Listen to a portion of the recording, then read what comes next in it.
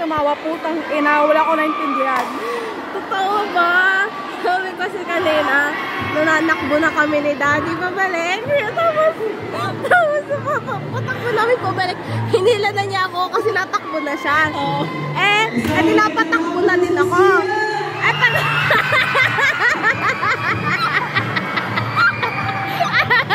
Pagtakbo ni Daddy, para na siya susubsob kasi hinila niya. Tapos, para pa siyang kubang natakbo kanina kasi nakaganon yung likod. Be, parang akong tanga ng putang ina. Be, ang dami kasing tao sa likod. Nalakbo na siya. Ang dami naman tao sa likod.